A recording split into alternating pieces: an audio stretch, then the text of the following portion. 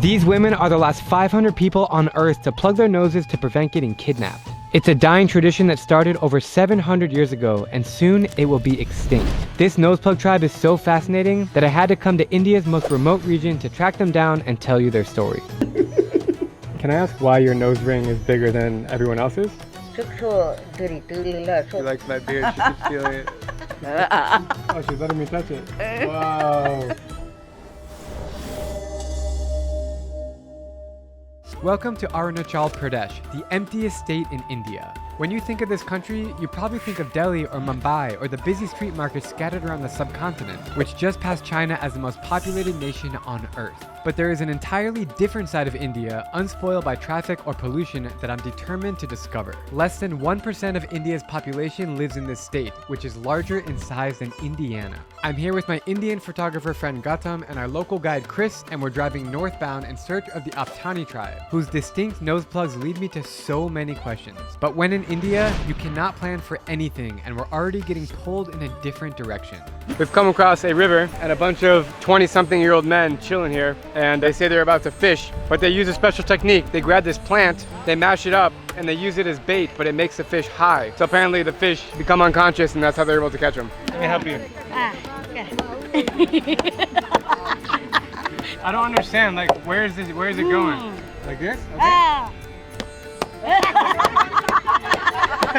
This is a special kind of tree, you know. They are smashing like kind of poison for the fish. What happens if a human eats it? I have no idea, sir. I didn't try. This is totally unexpected to find this fishing gathering happening right now. Once a year, they told us. Wow. And this place that we're at right now, we're just surrounded by all these mountains in every direction, and we're at this low point. Arunachal Pradesh is a gem in Delhi. They don't know about us, but we are a part of India. Many people, they think that our eyes are chinky, that's why they think we are Chinese, but we are not. We are proud to be an Indian. We are Indian, not a Chinese. It's really interesting because we're almost at the border of China and India. I think most similar, our looks are similar. That's all. We live like Indian. I don't like China. You like China? No.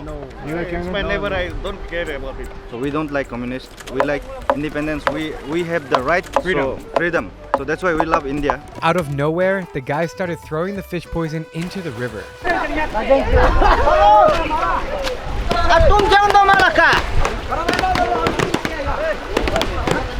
After a few minutes, the fish are starting to slow down and act drunk. Now it is time to catch some with our bare hands.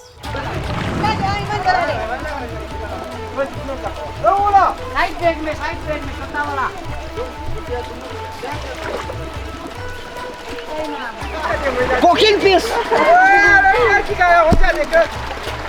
You got one, bro?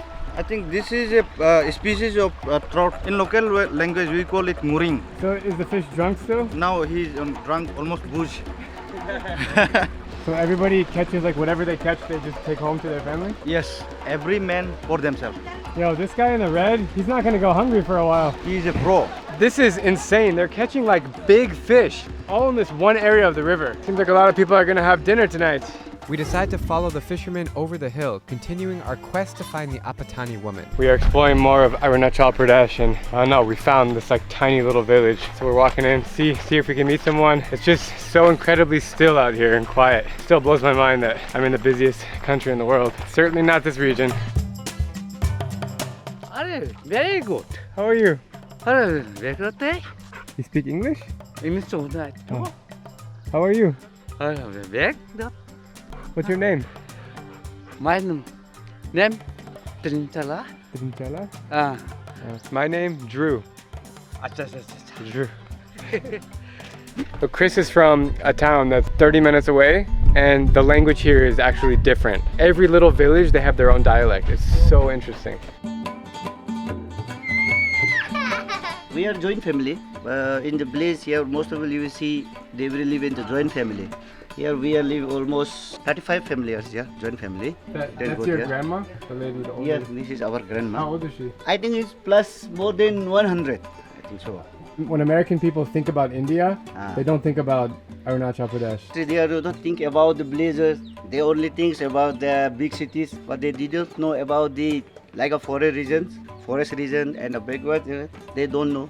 We're just talking to the grandson of this lady, and he was saying that they don't let her go out into the field because she has some mental thing going on and they don't want her to get lost. So she's all ready to go, she's excited, but then they're gonna stop her from going out. Wow. This little neighborhood opens up to this huge rice field. Wow. So cool how they build these little walkways and around you is just like water, and they cultivate fish and rice together, which, as Chris told me, is like the only place in the world where you can see both fish and rice being made in the same field. I came here without even knowing much. I just knew that it would be a cool place, and just to be standing here, it's like worth every second of travel. We hit the road again to find the Noseplug tribe, but I'm still amazed by this natural beauty I just experienced. With so much serenity, it makes sense why India is so religious. Hinduism, the major faith, shapes the spiritual lives of about 1 billion people. Islam, on the other hand, arrived in the 7th century, and Christianity was recently introduced by colonialism. However, Buddhism, which was born in India, is practiced by less than 1% of the population today. We've entered the monastery here. You can hear the Buddhist monks chanting behind me.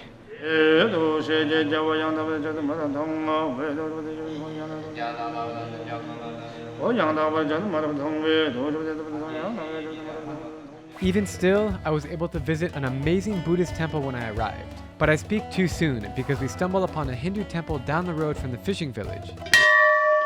And something about it makes the hairs on my neck stand erect. So I'm in front of a penis temple, literally.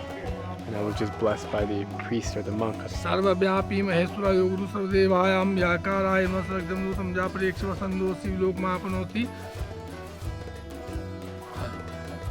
After the blessing, I'm told there's a shaman or a spiritual healer who wants to tell my fortune. This sounds like a great opportunity to gain some insight into whether or not finding the Apatani tribe is in our future. Maybe tell us a little bit about your practice in your life. Yeah, I'm saying he works with ghosts as well. He's saying they look just like him, the ghosts. Oh, are they around here now? I think there's good and bad ghosts. I'm not one to believe in ghosts, but I can tell the shaman about my mission to locate the Apatani tribe. He takes out an egg and makes us touch it so we may infuse our auras into the yolk. Then he starts quietly chanting, describing my problem to the divine. The spirit, he tells me, enters the egg, which he then boils and cracks open to read the message.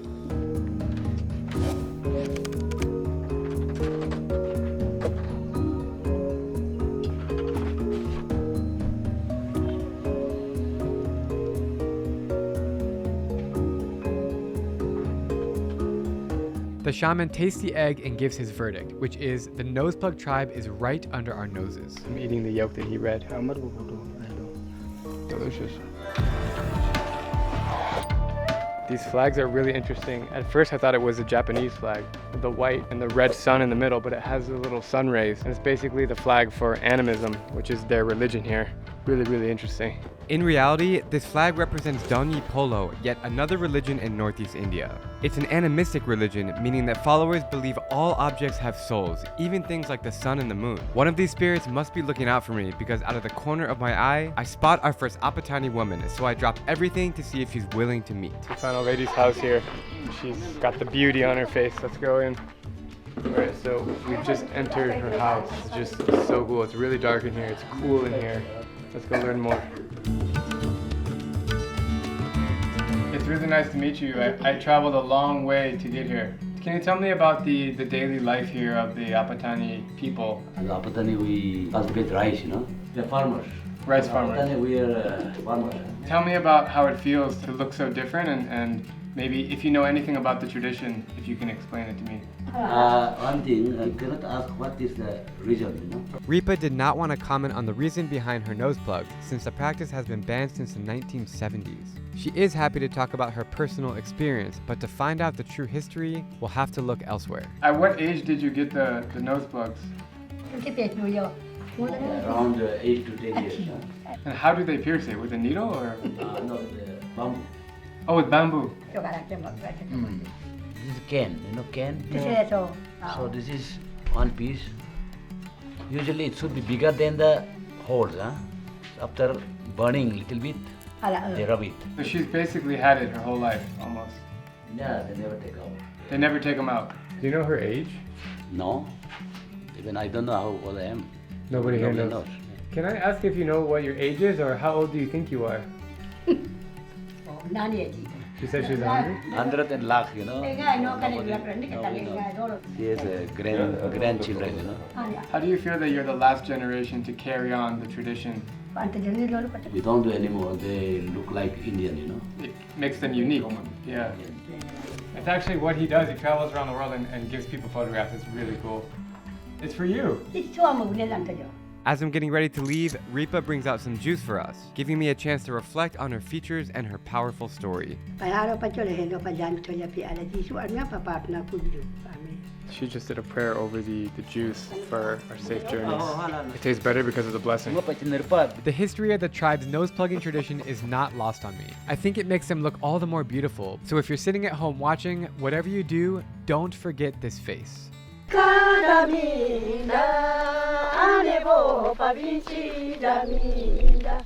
So the legend has it that they actually plug their nose because in the past they had men come and kidnap them. In order to be more unattractive, they would plug their nose. Over time, it just became a cultural identity and a thing of beauty, actually. It really carried on and thrived until 1975 when the Indian government banned the plugging of the nose. So she is really the last remaining generation to have these nose plugs. And as soon as these ladies pass, they'll be gone forever. She likes my beard. She keeps feeling it. Yeah. Red beard. Oh, she's letting me touch it. Wow. Wow. Amazing. Having a nice intimate moment here with these ladies. Pacho. All you gotta do is know one word in the local language and it garners a lot of happiness. I'm inside of an Apatani cemetery, which is really fascinating because when they die, they sacrifice a mutton and the whole family eats it, and then afterwards they bury them with these tall bamboo tower things and they put the skull of the mutton on top. That's gotta be the most unique cemetery in the world. It's just cool because like everything here is different than what you're used to back home or what you've ever seen in your life. It's just different. It's just another society and another way of life, and it's freaking beautiful. We're just wandering more in this neighborhood and we keep finding the lovely Apatani people. So they keep inviting us into their house and then just hanging out and having a conversation. It's pretty amazing. It's really cool to see how these houses are made. It's like bamboo, almost all bamboo, stitched together in such a way that you can build these like huge houses. We just found another house right here. She's drying the rice outside of her house. You can see her back, it's bent in like a 150-degree angle. The Apatani ladies are very hardworking. They're always outside, cultivating rice, making food, taking care of their families. Pretty inspiring to see and so surreal. She has the biggest nose plugs of anybody I've ever seen. And she's with her husband here, who is a shaman. Ma. And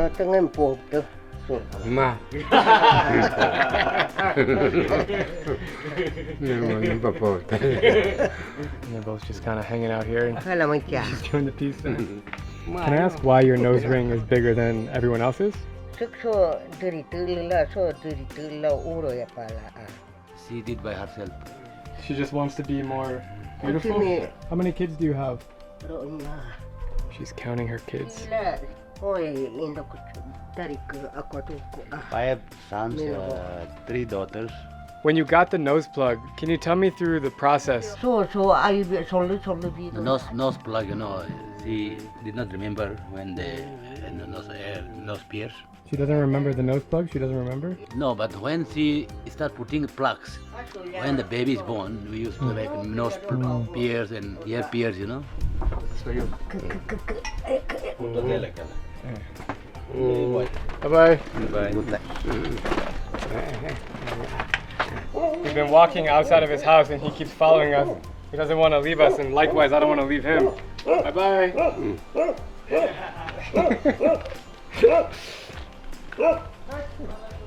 We're at a street market and we're gonna buy a bunch of ingredients for dinner tonight. We're gonna surprise our favorite old lady. She said she was gonna cook dinner by herself, so we're gonna bring her a bunch of stuff and have a party at her house. You think she's gonna be happy, bro? She's gonna love it, man. Yeah. This is gonna last her like a month, maybe. She's gonna be very happy. She doesn't know we're doing this. It's a big surprise. Thank you. Dhanyavad. I found a plate of these yellow worms. In Korea, they're called bondegi. They're really, really not tasty, but I'm surprised to see them out here. Spider-Man! Spider-Man. Spider-Man! Hi. Goodness, baby. Even the lady in this little shop here has the nose plugs. So cool. Thank you. Thank you. This bag is so heavy. It's covered in beverages and snacks. Hello? Hello? Hi. Look what I got for you. It's all for you. I can't tell if she's confused or happy or surprised. I think she's a little bit of all three. It's always nice to come back and surprise people. She's such a sweetheart, this lady. Ripa took us to her garden here. She's gonna pick some vegetables. I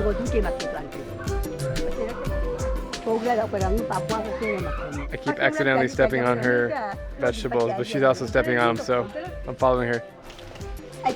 Oh my god. So crazy to see how she's making the rice. I mean, when we eat rice, we just go to the grocery store and buy it. But the way she's doing it, she's like picking every little piece out and making sure she's getting the perfect batch before she cooks it. Meanwhile, the rice field is just like a few steps away from here, so everything is locally made and produced. So Ripa is about to start cooking dinner. She has grabbed her vegetables from the garden. She's doing the rice. I just want to say that this moment is spectacular. The weather's perfect. The lights are great. The kids are playing out in the street. Hello, How are you? I'm fine. What's your name? My name is Tamo Butang. My name is Drew. How old are you? 8. You're 8? Yes. Nice. Just strolling through town. Hello. Hello. Oh, you speak English? Nice to meet you. I am going to my home. You're going to your home. Yeah. Where's your home? Ah, Bye-bye. I am no student boy, no English talking. Yeah, you speak very good English. Bye-bye. While we wait for dinner, I follow the street life into somebody's house, and I'm not exactly sure whose. I am fine. You're fine? Yes. What's your name? My name is Tanyang Apa. We are offered some chai tea and a friendly conversation, despite not speaking the same language. A lady came out within seconds and brought us some hot tea. That's good. Nice and sweet, yeah. As I always say, a smile is the best way to communicate. Back home, the groceries we bought are being put to good use, and I can already smell what our host is cooking up for us. The hospitality here so far is unmatched. Right now, the way that they're cooking eggs is they take a stick of bamboo and it's covered in the bottom, so then you just get all the yolk inside of it. I keep getting it on his hand. Another one? Yeah, Yes. Usually it is 4 or 5 eggs.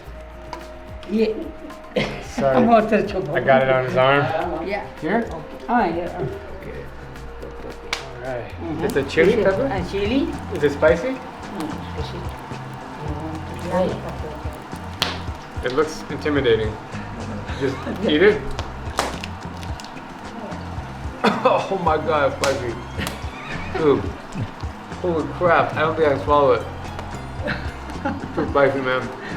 This is so cool just to be sitting here like at the table with these ladies. Oh, there's a worm. Yeah. From the edible, from the bamboo. We'll do a snake check again. Earlier, right when we arrived at her house, she was like, yeah, we saw a big venomous snake outside just hanging out. So I keep checking behind me if there's snakes. Thank you, shukriya. So this is fermented beer made from rice. Millet. Or rice. Cheers. Yeah, it's a really, really, really fermented. Like almost sour taste.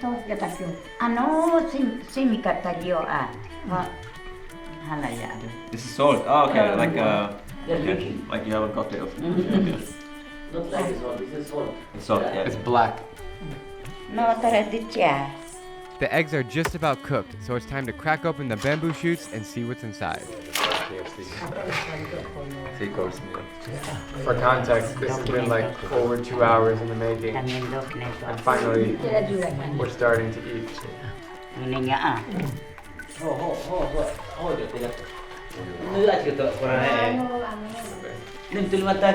You veg? This is veg. So we have rice, we have steamed vegetables, and we have some kind of pork. Here's the bamboo egg. Very good. Honestly, it just tastes like eggs. I don't taste the bamboo flavor, do you? I don't care, man. I'm just so hungry. I want to eat. Delicious. Good? Good. It is pretty good. Cheers.